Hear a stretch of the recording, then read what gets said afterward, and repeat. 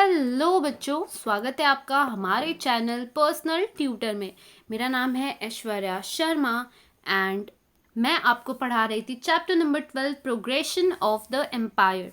तो ये चैप्टर हम स्टार्ट कर चुके थे। हमने इस चैप्टर में जितने भी सरदार्स थे जिन्होंने मराठा किंगडम के एक्सपेंशन में हेल्प की in the northern part of India, उनके बारे में पढ़ा।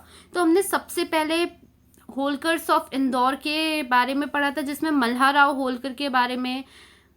उसके बाद में जो उनके बेटे थे कांधे राव, उनके बारे में पढ़ा। देन अहिल्याबाई होलकर के बारे में पढ़ा। फिर हमने स्टार्ट किया था भोसलेज ऑफ नागपुर और उनके बारे में पढ़ा। आफ्टर दैट हम पढ़ रहे थे शिंदेज ऑफ ग्वालियर, जिसके बारे में हम कुछ चीज़ें पढ़ चुके थे।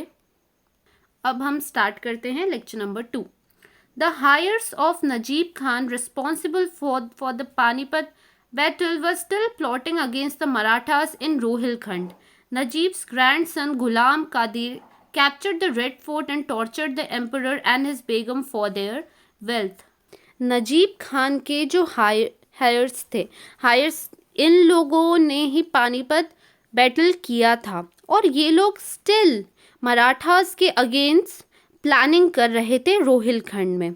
अब नजीब के जो ग्रैंडसन थे गुलाम कादिर, उन्होंने रेड फोर्ट कैप्चर कर लिया और जो दिल्ली के एम्परर थे उन्हें और उनकी बेगम को वहाँ पे बहुत बुरी तरीके से टॉर्चर किया जा रहा था उनके पैसे के लिए।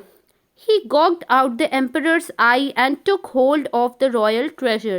In these circumstances, Mahatji defeated Qadir. He confiscated the wealth from him and returned it to the emperor. He reinstated the emperor on the throne of Delhi.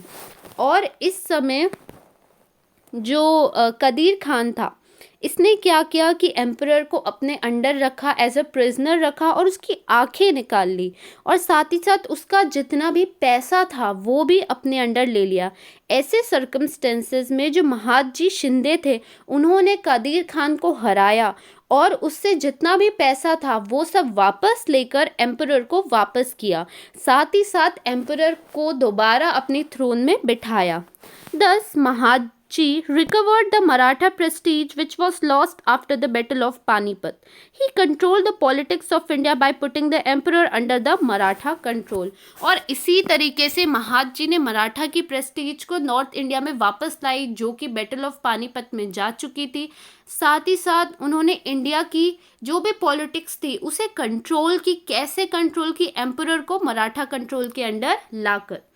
Due to the family feuds among the Peshwas, Raghunath Rao opted to go to the British camp. He wanted to become a Peshwa with the help of British. It was not acceptable to Maratha statements. This led to the inevitable conflict between the Maratha and the British. The conflict between the two great powers. और जैसे कि हमने पहले के chapters में भी पढ़ा है कि कौन आगे पेशवा बनेगा, इस कारण से फैमिली में बहुत सारी प्रॉब्लम्स आ गई थी, बहुत सारी साजिशें जो थी वो रची जा रही थी। और इसी समय जो रघुनाथ राव थे वो ब्रिटिशर्स के साथ चले गए, उनके कैंप चले गए। वो भी पेशवा बनना चाहते थे, लेकिन वो जो पेशवा बनना चाहते थे वो बनना चाहते थे with the help of Britishers. उन्हें ब्रिटिशर्स की हेल्प चाहिए थी और ये एक मराठा, जो एक सच्चा मराठा स्टेटमेंट था, उसे एक्सेप्टेबल नहीं था। इसलिए एक इनएविटेबल जिसे रोका नहीं जा सकता, ऐसी चीज़ों को कहा जाता है। तो एक इनएविटेबल कॉन्फ्लिक्ट आ गया मराठास और ब्रिटिशर्स के बीच में, और ये कॉन्फ्लिक्ट था टू ग्रेट पावर्स के बीच में। क्योंकि अब तो क्या है, जितने भी इस्लामिक एम्पायर्स थे, जो कि या हम कह सकते हैं जो भी एम्परर दिल्ली पे थे वो तो मराठा के कंट्रोल के अंडर आ गए थे, तो कोई मतलब नहीं था। तो अब जो दो ग्रेट पावर थी वो एक थे मराठास और दूसरे थी Britishers. The Marathas and the British would finally decide who the ruler of India would be. From Mumbai, the British marched on the Marathas via Borghat. The Maratha army gathered under the leadership of Mahatji Shinde. The Marathas blocked the supply of food grain to the British using guerrilla tactics. Both the armies met at Vadgaon on today's Pune-Mumbai road. The Britishers were defeated in this battle and were forced to surrender custody of Raghunath Rao to the Marathas. और अब क्या हुआ? अब finally finally Maratha और Britishers के बीच conflict था, जो कि सबसे ग्रेट पावर थी हमारी कंट्री की, और उन दोनों में से डिसाइड होना था कि अब रूलर कौन बनेगा। तो हुआ क्या कि मुंबई के वे से जो ब्रिटिशर्स थे वो मराठास की तरफ आए बोरघाट होके। मराठा ने भी अपनी आर्मी गैदर की महादजी शिंदे की लीडरशिप में। अब मराठास ने क्या किया, ब्रिटिशर्स को जो फूड ग्रेन खाने पीने की चीज़ें मिल रही थी वो ब्लॉक कर दिया गुरिल्ला टैक्टिक्स यूज़ करके, और दोनों आर्मीज फाइनली वाद गांव, जो कि आज का पुणे मुंबई रोड है, वहाँ मिली। अब ब्रिटिशर्स को डिफीट कर दिया गया बैटल में, और उन्हें फोर्स किया गया कि जो रघुनाथ राव है, जो कि एक मराठा था और ब्रिटिशर से जाके मिल चुका था, उसे वापस किया जाए at any cost. Delhi was under Maratha control till 1803 CE. When we note that the British conquered India after battling with Marathas, we understand the importance of Mahadji's achievement. अब जो दिल्ली था वो 1803 CE तक मराठास के कंट्रोल में था, और हमने ये भी जाना था कि ब्रिटिशर्स ने जो हमारे देश में राज किया वो कब राज किया, जब उन्होंने मराठास के ऊपर जीत लिया था।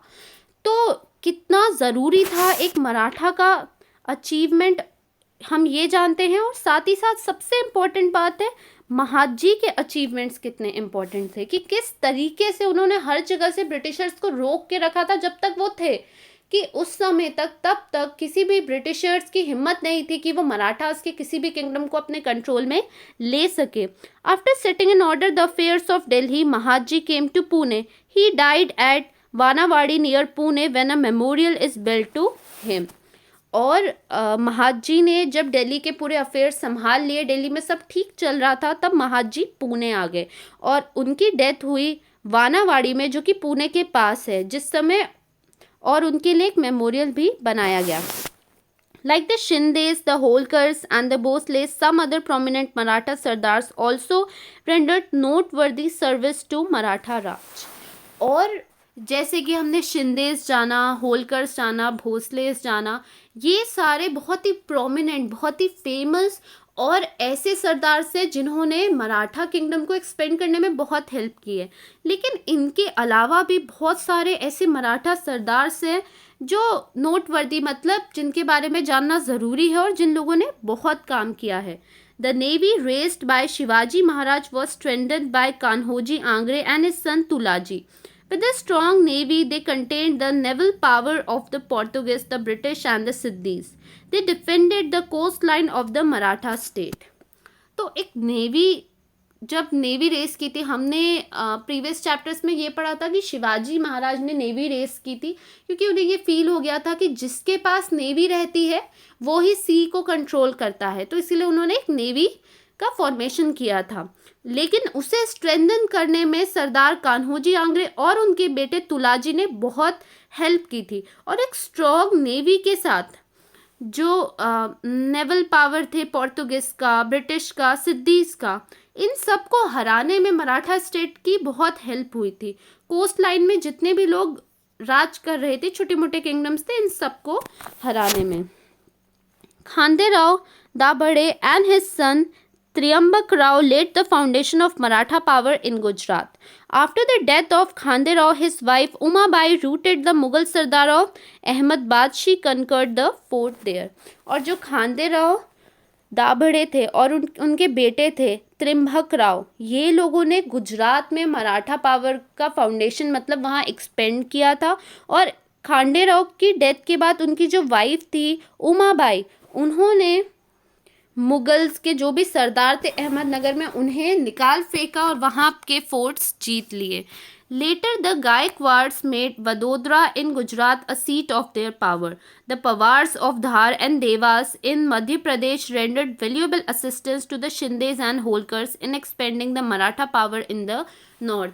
और इसके बाद जो गायकवाड्स थे, जो कि जिन लोगों ने वडोदरा, जो कि गुजरात में सिचुएटेड है, उसे कंट्रोल करने में हेल्प की, साथ ही साथ जो पवार्स थे धार के और देवास के, ये लोगों ने मध्य प्रदेश में शिंदेस को, होलकर्स को अपना पावर एक्सपेंड करने में बहुत हेल्प की। मतलब ये लोगों ने मेनली मराठा पावर नॉर्थ में एक्सपेंड करने में बहुत हेल्प की। The Maratha state was in disarray after the death of Peshwa Madhavrao. Nana Phadnavis, the famous administrator of Peshwas and a Maratha statement, set right the affairs of the state with the help of Mahadji. और हुआ क्या था कि Maratha state बहुत ज़्यादा मुश्किल में आ गया था साउथ में जब पेशवा माधवराव की डेथ हो गई थी। लेकिन नाना फडणवीस जो थे वो बहुत अच्छे और फेमस एडमिनिस्ट्रेटर थे पेशवा के, और एक मराठा स्टेटमैन थे जिन्होंने माधव जी की हेल्प की थी सारे नॉर्थ में अफेयर्स को सही रखने में, बहुत अच्छे से एडमिनिस्ट्रेशन संभालने में। While Mahatji was busy restoring the Maratha supremacy in the north, Nana managed the affairs of the south। और जब महादजी नॉर्थ के अफेयर्स संभाल रहे थे, वहाँ पे मराठास की सुप्रीमेसी रहे, इस चीज़ को संभाल रहे थे, उस समय जो नाना थे वो साउथ के अफेयर्स को, डिकेन तरफ के अफेयर्स को संभाल रहे थे। In this he was help by Patwardhans, Haripant Phadke and the Rastes and other sardars. और भी कुछ अलग अलग सरदार्स थे जिनके नाम दिए हुए हैं। As a result of this Maratha supremacy was establish in the south. और इतने सारे सरदार्स की हेल्प से साउथ में भी मराठा की सुप्रीमेसी स्टैब्लिश कर ली गई थी। The Holkars of Indore, Bhosales of Nagpur, Shindes of Gwalior, Gaekwads of Vadodara brought glory to Maratha power on the basis of their valour, leadership qualities and capability. They were the pillars of Maratha power in the last phase। और जो इंदौर के होलकर्स थे, नागपुर के भोसलेस थे, शिंदेस थे ग्वालियर के, गायकवाड़ थे वडोदरा के, ये सब ने मराठा पावर को ग्लोरी लाई थी। मराठा पावर, इनकी जो वेलोर था, लीडरशिप क्वालिटीज़ थी और इनकी जो भी कैपेबिलिटीज़ थी, उसके हेल्प से इन्होंने मराठा की प्रेस्टीज और मराठा का जो एरिया एक्सपेंशन था इन सब में हेल्प की थी। और हम कह सकते हैं ये सारे पिलर्स हैं हमारे मराठा पावर के। The Maratha sardars was successful in establishing the influence of Maratha power both in north and south India. और जो मराठा सरदार्स थे वो बिल्कुल सक्सेसफुल थे मराठा पावर को फैलाने में, चाहे वो नॉर्थ में हो या चाहे वो साउथ में हो। After the death of Mahadji Shinde and Nana Phadnavis, the Maratha power began to wane. और महादजी शिंदे और नाना फडणवीस की डेथ के बाद धीरे धीरे जो मराठा पावर था वो कम होते गया, वो डाउन होते गया। At that time Bajirao two, the son of Raghunath Rao, was the Peshwa. He did not have leadership qualities and had many vices. He was unable to unite the Maratha Sardars. The internal strife between the Sardars weakened the power. और इस समय जो Bajirao second थे, जो रघुनाथ राव के बेटे थे, वो पेशवा थे और उनके अंदर कुछ खास लीडरशिप क्वालिटीज़ नहीं थी और उनसे साथ बहुत सारी प्रॉब्लम्स भी थी, बहुत सारे उनसे लोगों को प्रॉब्लम्स थी। इसीलिए वो मराठा सरदार्स को एक नहीं कर पाए और इसी कारण से सरदार्स की जो पावर थी वो कम होते गई और मराठा किंगडम भी डाउन होते गया। During the reign of Bajirao two, the Marathas influence in the north and south went further. The British replace the Marathas. और जब पेशवा बाजीराव टू थे उस समय क्या हुआ, मराठा का जो इन्फ्लुएंस था नॉर्थ में साउथ में वो और बहुत ज़्यादा कम होता गया और ब्रिटिशर्स ने रिप्लेस कर दिया मराठास को। The British captured Pune in 1817 CE and hosted their flag union jack there.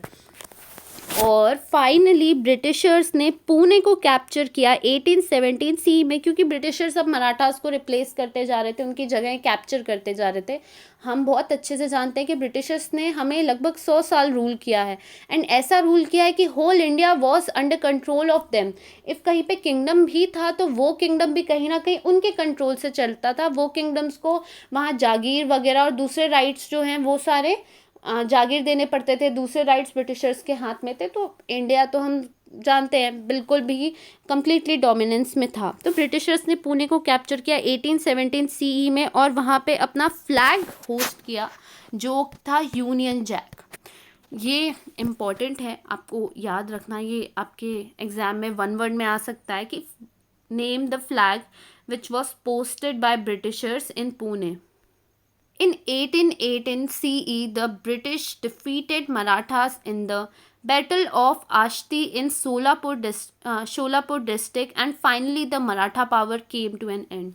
और finally 1818 CE में कॉमन एरा में ब्रिटिशर्स ने मराठास को बैटल ऑफ आश्ती, जो कि शोलापुर डिस्ट्रिक्ट में हुई थी, वहाँ पे हरा दिया और वहाँ मराठा पावर कम्प्लीटली ख़त्म हो गई.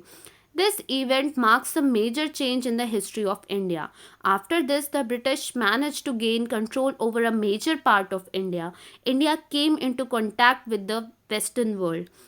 That led to many changes in India's social system. और यहाँ जब मराठास एंड में आए, मराठास ख़त्म हो गए, इसके बाद क्या है कि हमारी इंडियन हिस्ट्री कम्प्लीटली चेंज हो गई, क्योंकि इसके बाद ब्रिटिशर्स पूरे देश पे राज करने लगे. ऐसी कोई भी जगह नहीं थी जहाँ पे ब्रिटिशर्स का कंट्रोल ना हो. और साथ ही साथ इंडिया का एक कॉन्टैक्ट आया वेस्टर्न वर्ल्ड से, क्योंकि जब ब्रिटिशर्स हमारी कंट्री पे रूल करते थे तो कहीं ना कहीं अपना रिलीजन, अपनी सोसाइटी, अपना कल्चर सब हम पे इम्फोर्स कराते थे, फोर्सफुली हमें फॉलो करने को कहते थे. और हमारे इंडिया का जो सोशल सिस्टम था, एक सोसाइटी थी, उसमें बहुत चेंजेस आए, आज भी आ चुके हैं कहीं ना कहीं. देखिए, जो चेंजेस आए, कुछ बहुत अच्छे चेंजेस भी आए, है ना. लड़कियों को फ्रीडम दी गई बहुत सारी चीज़ों में. साथ ही साथ एक अच्छी अच्छी सोसाइटी एंड फ्री सोसाइटी हुई. पहले बहुत ज़्यादा ही कंजर्व सोसाइटी थी, रिजर्व सोसाइटी थी, बहुत छोटी सोच भी थी कुछ चीज़ों में, और कुछ चीज़ों में तो हमारी सोसाइटी या मैक्सिमम चीज़ों में बहुत अच्छी थी. तो कुछ अच्छे चेंजेस भी आए, बुरे चेंजेस भी आए. लेकिन येस, जो 100 साल रूल किया वो सबसे ख़राब था, क्योंकि उस समय बहुत ज़्यादा टॉर्चर किया गया लोगों को, बहुत ही ज़्यादा. और इंडिया में इसलिए ब्रिटिशर्स रूल कर पाए क्योंकि हमारी कंट्री में यूनिटी नहीं थी. यदि हमारी कंट्री यूनाइटेड रहती, यदि हमारी कंट्री मिलकर उन्हें इस देश से निकालती, तो शायद हमें 100 साल ब्रिटिशर्स रूल नहीं कर पाते. बट ठीक है, everything has pros and cons. Many old things became redundant or were pushed aside. This was a major transformation. A major change took place. The medieval period of Indian history came to an end. The modern period began. बहुत सारी पुरानी चीज़ें थी जिन्हें हटाई गई, नई चीज़ों को लाया गया. बहुत मेजर ट्रांसफॉर्मेशन हुआ हमारी कंट्री में, बहुत सारे मेजर चेंजेस हुए हमारी कंट्री में. और यहाँ से मेडिवल पीरियड ख़त्म होता है और मॉडर्न पीरियड स्टार्ट होता है. मतलब आप अपनी नेक्स्ट क्लास में, नेक्स्ट जो भी आप 7th पे 8th आएगी, तो आप उसमें मॉडर्न पीरियड के बारे में, मॉडर्न हिस्ट्री ऑफ इंडिया के बारे में पढ़ेंगे. तो यहाँ पे आपका लेक्चर ख़त्म होता है. यदि आपको कोई भी डाउट हो तो आप श्योर हमें कमेंट सेक्शन पे पूछ सकते हैं. Thank you for watching.